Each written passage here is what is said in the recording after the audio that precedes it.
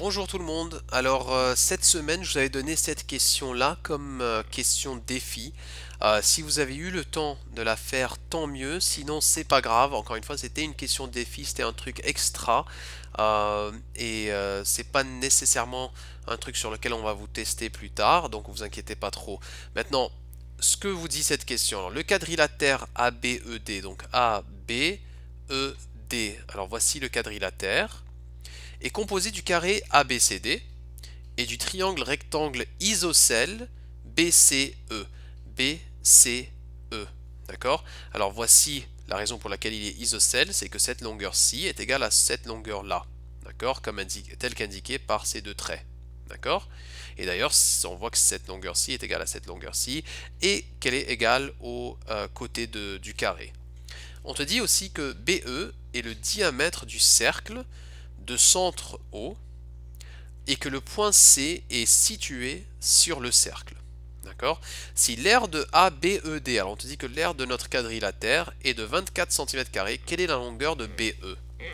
Alors en fait, ce qu'il faut se rendre compte ici, afin de déterminer cette longueur-ci, BE, ok, on doit avant tout penser ou prendre un petit moment pour penser à propos de cette aire-ci. 24 cm². On sait que ça, c'est égal à 24 cm².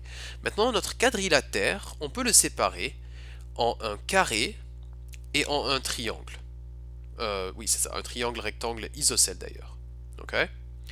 On voit d'ailleurs que logiquement, puisque le triangle a des cathètes qui sont de la même longueur que les côtés du carré, que forcément ce triangle rectangle, si il doit avoir une aire qui est égale à la moitié de ce carré-ci. Ok. Parce que forcément, si j'avais complété le carré, ok, je saurais que ce côté-ci est égal à ce côté-ci, est égal à ce côté-ci, est égal à ce côté-ci. Et en fait, dans ce cas-là, j'aurais deux carrés. D'accord? Mais puisque j'ai uniquement la moitié de ce carré-là, je comprends que ce triangle rectangle isocèle, ok, ce triangle rectangle isocèle, son aire est la moitié de l'aire du carré. Donc là, je dois me dire, 24 cm², c'est égal à r d'un carré plus la moitié de cette r-là. Alors là, je dois penser, ok, un nombre plus sa moitié, ça me fait un total de 24 cm². Ok. Et après un petit bout de temps, je réalise que ce nombre-là, c'est 16. Et que ce nombre-ci, la moitié de 16, c'est 8. Et 16 plus 8, effectivement, me fait 24. Ok. Alors là, ça c'est très intéressant. Là, je viens de comprendre que l'aire de mon carré est égale à 16. Et si l'aire de mon carré est égale à 16, ça veut dire que la longueur ici, elle est égale à la racine carrée de 16, donc 4.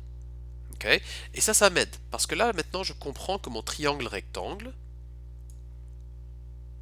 okay, mon triangle rectangle, voici le sommet B, voici le sommet C, voici l'angle droit, même s'il ne semble pas l'être, ça l'est, et voici E. Alors je comprends que BC est égal à 4, et je comprends que EC est égal à 4, et on te demande quelle est la longueur de BE, c'est-à-dire quelle est la longueur de l'hypoténuse. Ok. Désolé.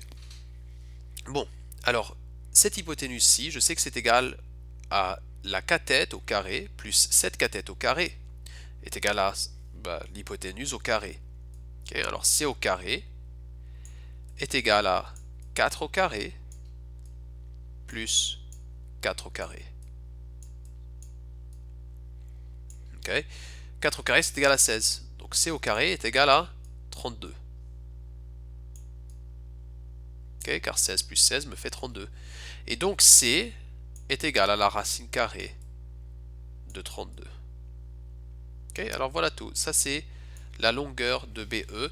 Maintenant, juste par curiosité, quelle est la racine carrée de 32? Eh bien, oups, racine carrée de 32 nous fait 5,6568, etc. Ok, alors voici la longueur de BE. Ok, merci beaucoup et à la prochaine. Au revoir tout le monde.